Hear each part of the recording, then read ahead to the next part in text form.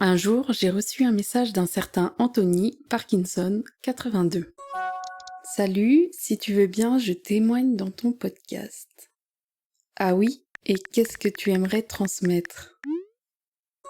Mon envie de vivre normalement, d'aller de l'avant, de pas trop perdre de temps à se préoccuper de l'avenir, de vivre du mieux possible chaque jour. Salut Anthony, j'ai un enregistrement à faire pour un exercice. T'es dispo demain? Je suis chaud. Yes. Et c'est comme ça que j'ai pris contact avec Anthony, qui voulait se confier sur la maladie de Parkinson. Du fait de la distance, nous avons dû prévoir cet enregistrement par ordinateur interposé. Et ça ne m'a pas empêché de profiter pleinement de sa bonne humeur contagieuse.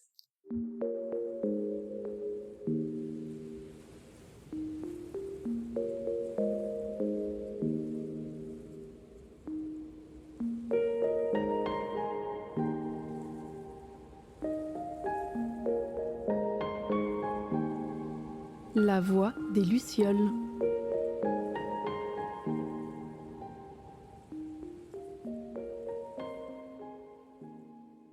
Moi, c'est Anthony, j'habite dans le sud de la France et j'ai 39 ans, 40 ans le mois prochain.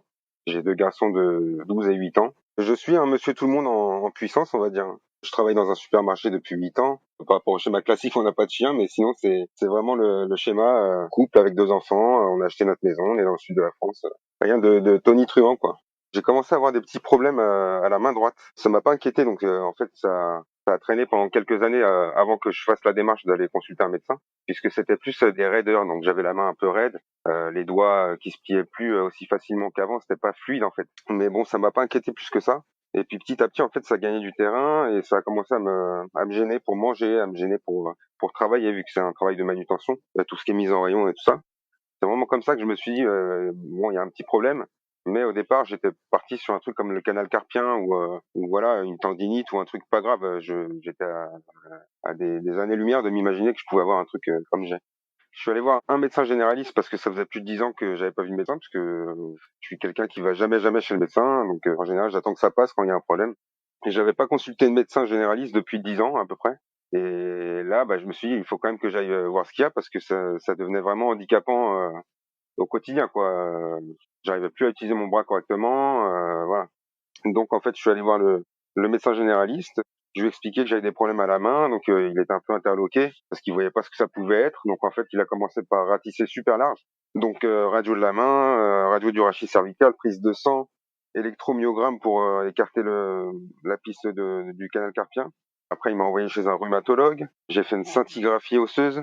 Tous ces examens étaient bons, étaient normaux. Et ben, on s'est dirigé vers la neurologie.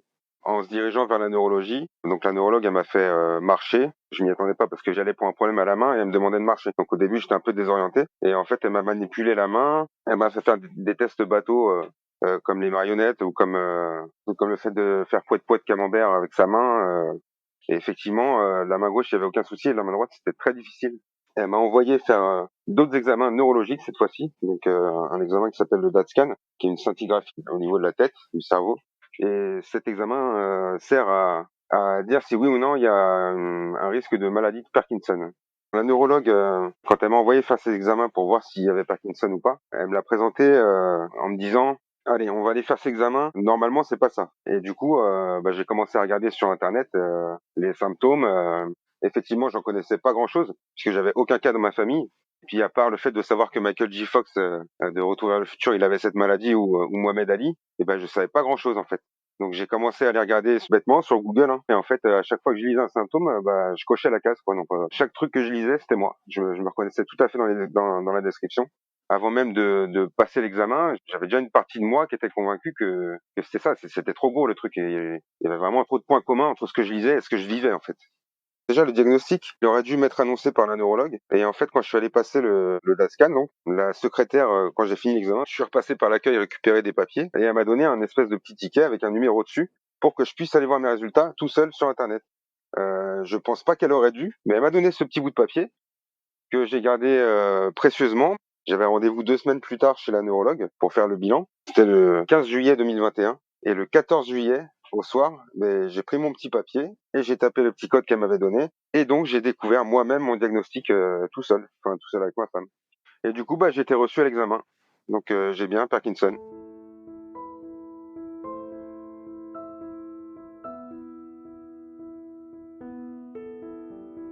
Là, tu prends quand même la claque derrière la tête parce que même si j'étais déjà convaincu que par rapport à tout ce que je vivais et tout ce que j'avais lu, à 99% que c'était ça, j'avais même déjà commencé à en parler à mes proches en leur disant voilà, on va passer l'examen, mais bon, moi je vous le dis, je suis persuadé que c'est ça. Donc je préfère vous en parler en avance. Je vous tiendrai au courant du résultat, mais préparez-vous à entendre ça. Je pense que c'est ça.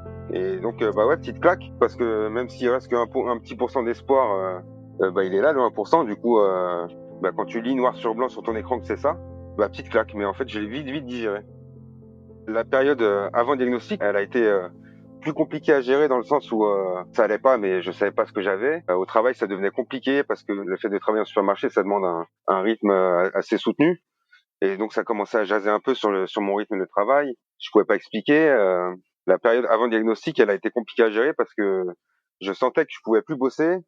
Je sentais que j'étais gêné même pour conduire. J'étais fatigué, mais je pense que ouais, je suis allé trop loin physiquement avant de m'arrêter et je suis allé trop loin psychologiquement à tout garder pour moi. Et du coup, bah ouais, je me suis arrêté et je me suis occupé de moi. Parkinson, c'est une maladie neurodégénérative, ce qui veut dire que en fait, ça se dégrade, c'est des neurones qui se dégradent petit à petit dans le cerveau. Et il n'y a pas de traitement qui existe pour la stopper, cette maladie. Il y a des traitements qui ralentissent l'évolution. Il y a des moyens de ralentir les symptômes et d'aller bien pendant longtemps. Mais il y a pas de médicament miracle. On peut pas se faire opérer. C'est une maladie qui évoluera jusqu'à la fin. Le fait d'avoir un problème à la main, en fait, c'était la partie que j'avais remarqué moi seulement. Et en fait, je me suis expliqué plein de choses une fois que j'ai eu le diagnostic. Je me suis réimaginé dans des situations que j'avais connues où je me demandais un peu ce qui se passait. Les gens ont l'image de quelqu'un d'âgé déjà. C'est la première image qu'on associe à Parkinson, alors que j'ai pas encore mes 40 ans. Et la deuxième image qu'on associe à la maladie de Parkinson, c'est les tremblements. Or moi, à ce moment-là, j'avais encore jamais tremblé de ma vie. Donc en fait, moi, les symptômes que j'avais, c'était donc des raideurs musculaires et articulaires du bras droit surtout. Et ensuite, il y a eu des pertes d'équilibre. Et ensuite, il y a une espèce de lenteur généralisée au niveau des mouvements, au niveau de la parole. Voilà, comme si on était un peu tout le temps fatigué. Où chaque geste est lent en fait. Et j'ai pas eu peur parce que j'avais lu quelques trucs et en fait, ça m'expliquait tellement de trucs que je comprenais pas depuis 3 ans, 4 ans. Qu'en fait, ça a amené une logique implacable sur tout ce que je vivais depuis quelque temps. Et du coup, après la petite claque, il y a une espèce de soulagement et tu te dis ah ouais putain mais chaque petit truc qui te revient, tu te dis ah ouais mais en fait c'est clair quoi, c'est limpide. Le fait que tout redevienne logique, bah ça fait du bien en fait. Si je sais que j'ai cette maladie, mais je me projette pas, je me dis pas comment je serai quand je serai vieux, je me dis pas que ça va enfin je sais que ça va continuer d'évoluer, mais j'y pense pas en fait, j'y pense pas. Je suis gêné au quotidien, je vis avec, je prends des traitements qui marchent. Enfin, au début, ça a pris du temps, hein. Les traitements marchaient pas. Ça me faisait chier parce que tu fais l'effort de changer de vie pour tout d'un coup te mettre des patchs tous les jours sur la peau. Ça marche pas. Après, tu fais l'effort de te dire, ok, bah, on va passer au cachet. Donc toute ma vie, je vais prendre 3 cachets par jour ou plus. Et puis en fait, ça marche pas non plus. Donc c'est plus ces démarches de dire, allez, on va de l'avant, on va s'occuper de ça, on va le soigner. Et le fait que finalement, ce que tu mets en place, ça marche pas. C'est plus ça qui m'apportait du négatif en fait. Ce qui est fou, c'est qu'en fait, avant d'avoir le diagnostic, je vivais déjà comme ça. J'étais déjà gêné, j'étais déjà lent, j'avais déjà des petites pertes d'équilibre depuis un petit moment, tellement j'ai attendu avant de consulter, qu'en fait, la seule chose qui a changé, c'est de savoir, en fait, c'est de savoir ce que j'avais. Comme les traitements marchaient pas, j'étais exactement dans le même état 2 ou 3 mois plus tard après le diagnostic qu'avant. Mon quotidien, il n'a pas changé du tout au tout. Et mon humeur non plus. Donc, passer ces annonces à mes meilleurs potes et à mes parents, mon frère, compagnie, bah en fait j'avais quasiment la même vie, sauf que on était en train de chercher la solution à mon problème quoi. Après, oui, une maman qui apprend que son fils a Parkinson à 38 ans, ouais, forcément, je pense que la claque, elle a été plus grosse pour elle que pour moi. Enfin, pour mon père, c'est pareil. Pour ce qui est de la suite, comme je suis resté super positif et que j'avais le sourire tous les jours, que j'avais commencé à faire un petit peu des vidéos sur Internet et qu'ils voyaient bien que j'étais de bonne humeur, que j'avais le sourire, que j'étais pas du tout dans quelque chose de négatif, que j'étais pas en déprime, que j'ai même eu une phase après diagnostic où en fait j'allais super bien parce que j'avais enfin mes explications sur plein de trucs et du coup j'étais léger presque, tu vois. Il y a un truc, je le fais pas exprès, c'est que je me lève le matin, je suis plutôt de bonne humeur tous les matins. Puis bon bah je me lève de bonne humeur avec Parkinson. Bon avant je me levais de bonne humeur avec Parkinson, mais je le savais pas encore. Donc je vois pas pourquoi je vais être triste. Je l'ai, elle est avec moi, j'ai pas le choix. Donc entre avoir Parkinson et faire la gueule et avoir Parkinson et sourire normalement, bah j'ai choisi en fait, j'ai même pas choisi, c'est que naturellement je suis resté comme j'étais avant. C'est pas une maladie mortelle. Tu ne meurs pas de la maladie de Parkinson. Tu peux mourir d'inactivité si tu bouges pas du tout. Bah moins tu bouges, moins tu bougeras et moins tu bougeras, bah moins bien ça ira. C'est pas une maladie qui joue sur l'espérance de vie. Donc déjà c'est déjà un soulagement de savoir que tu vas vivre quoi. Tu vas vivre pas normalement, mais tu vas vivre longtemps avec cette maladie, mais ça joue pas sur l'espérance de vie. Donc déjà quand tu t'apprends que tu as une maladie mais qu'elle est pas mortelle, qu'elle joue pas sur l'espérance de vie, déjà bon, ça passe mieux, quoi. Depuis début mai, je suis passé à un traitement qui est une espèce de perfusion permanente. Donc j'ai une petite pompe sur moi qui me diffuse du traitement en fait du matin quand je me lève au soir quand je me couche parce que j'enlève pour dormir. Et donc depuis que j'ai cette pompe, en plus des cachets et en plus des patchs, ça va beaucoup beaucoup mieux. Alors j'ai encore des petits problèmes, mais juste avant d'avoir la pompe, en fait, j'avais des gros problèmes d'équilibre. Je pouvais être à Decathlon ou au supermarché avec mes enfants et tout d'un coup, bah, j'arrivais plus à marcher quoi. J'avais la jambe raide, j'avais besoin de me rapprocher des vitrines pour toucher la vitrine pour marcher droit parce que je marchais pas correctement. Donc ça fait flipper aussi. Et j'étais vraiment handicapé du bras droit quoi parce que tu vois pour me coiffer ou pour me laver les dents ou pour tourner la cuillère dans une casserole, faire ses lacets, tout ça, j'étais super gêné de la main droite et c'est là qu'on va mettre le mot handicap sur cette maladie quoi. La pompe elle m'a franchement dès le premier jour j'avais l'impression de faire un défilé de mode. J'avais le pas léger, ma jambe elle déroulait. Ouais, ça faisait des années que j'avais pas ressenti cette sensation quoi. Et donc je suis obligé d'admettre que la pompe elle représente beaucoup de contraintes, mais elle m'a mis un gros coup de boost de mieux quoi. C'est chiant parce que t'as tout un matériel chez toi, des trucs pour te piquer, donc il faut se piquer tous les matins. Donc après, bah, t'es obligé de la porter dans une petite sacoche accrochée à la ceinture ou une petite banane ou un petit truc en bandoulière, mais en fait tu l'as tout le temps. C'est vrai que ça fait chier quand même au quotidien parce que il y a pas de jour férié, il y a pas de repos quoi. C'est tous les jours. Donc les contraintes elles sont assez importantes. Des fois j'ai envie de l'acheter par la fenêtre la pompe. Mais quand tu fais la balance entre les contraintes qui sont chiantes et les bénéfices qui sont quand même assez conséquents, ben, la balance, ça reste du côté du plus, quoi.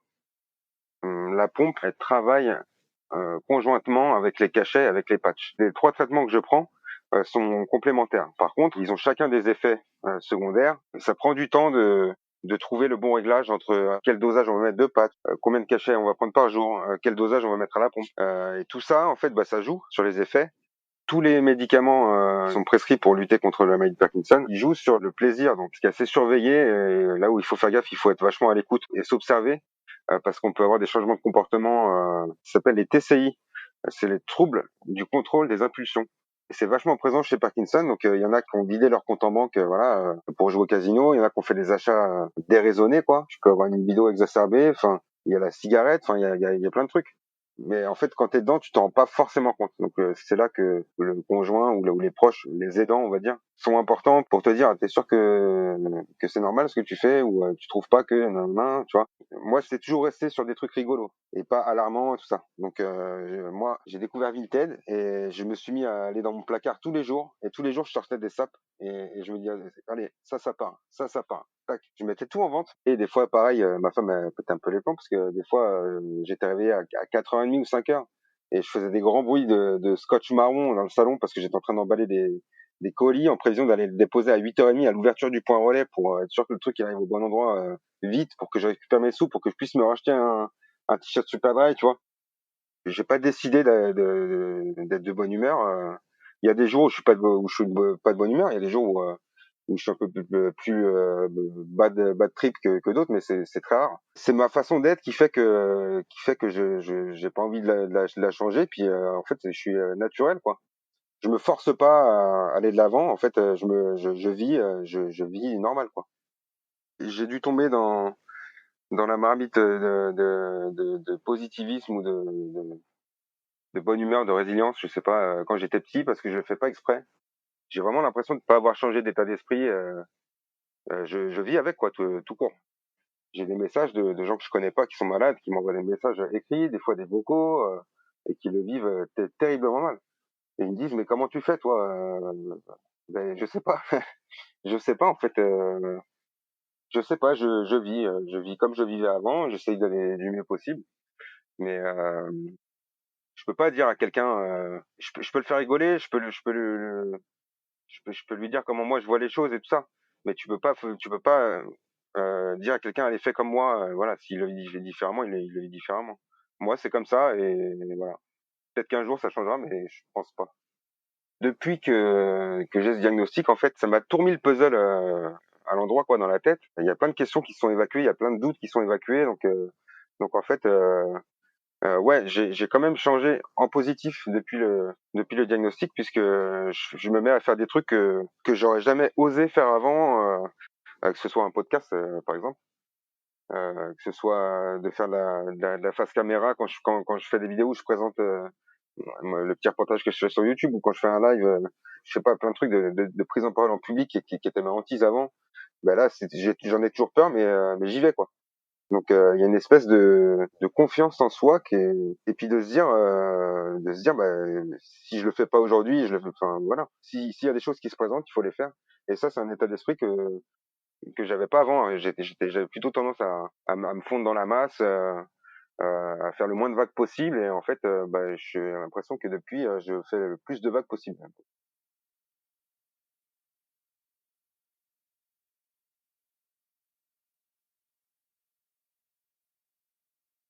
Au moment du diagnostic, je me suis tourné vers les réseaux pour voir ce qu'il y avait sur la maladie de Parkinson. Enfin, je sais pas s'il y avait des groupes, des trucs. Et donc je suis allé voir et en fait j'ai vu des trucs, mais je me suis pas reconnu dans l'état d'esprit.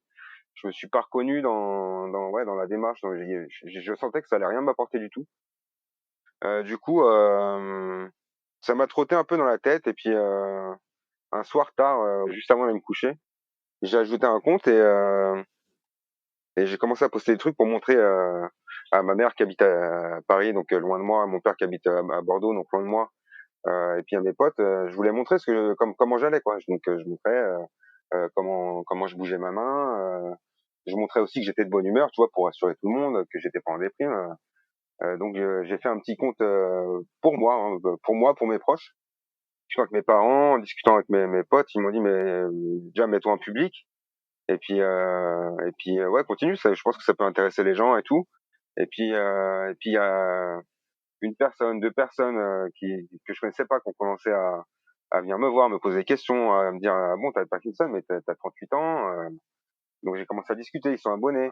Bon, petite boule de neige, mais boule de neige quand même, ça a pris. Donc il y a plein de malades qui sont venus me rejoindre bah, pour saluer aussi ce que je faisais au niveau humour, on va dire, et good vibes. Donc voilà, puis ça continue, hein. Et donc j'avais dégagé deux grands axes, c'était casser les clichés, montrer qu'on existe, les jeunes parkinsoniens, et l'autre c'était montrer que je continuais de faire du sport et de vraiment faire passer le message que que le sport était méga important dans cette maladie. J'ai la maladie de Parkinson, c'est une maladie dégénérative, donc elle va m'embêter longtemps, enfin jusqu'à la fin de toute façon. Et du coup, moi, je demande la monnaie. Il faut qu'elle me rende en positif ce qu'elle va me prendre en négatif. Donc en fait, bah, ouais, ce que je fais sur les réseaux, il y a une partie pour informer, comme ce que je fais sur YouTube.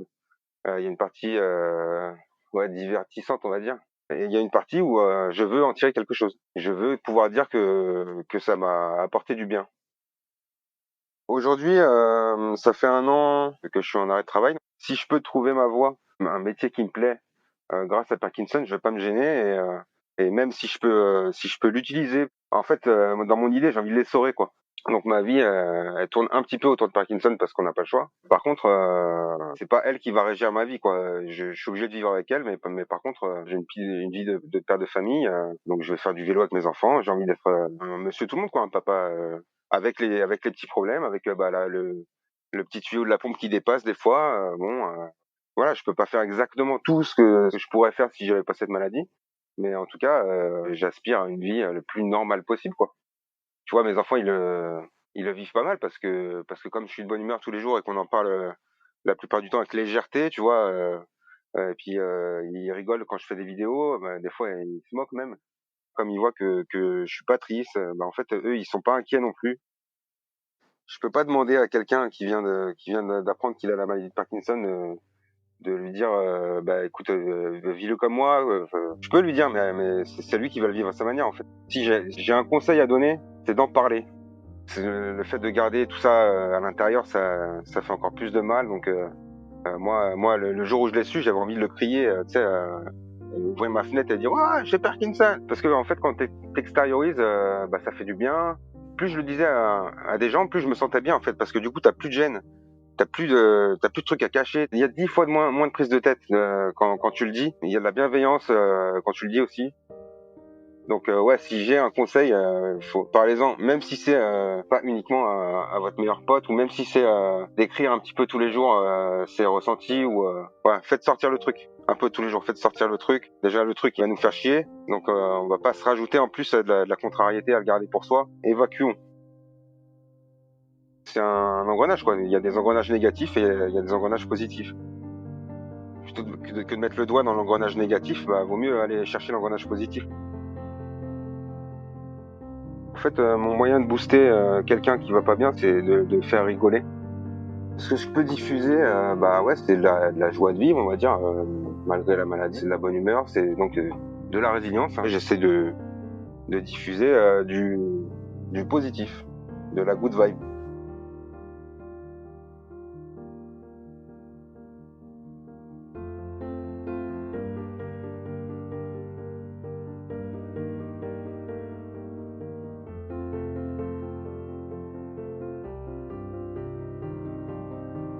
Vous venez d'écouter Anthony pour La Voix des Lucioles.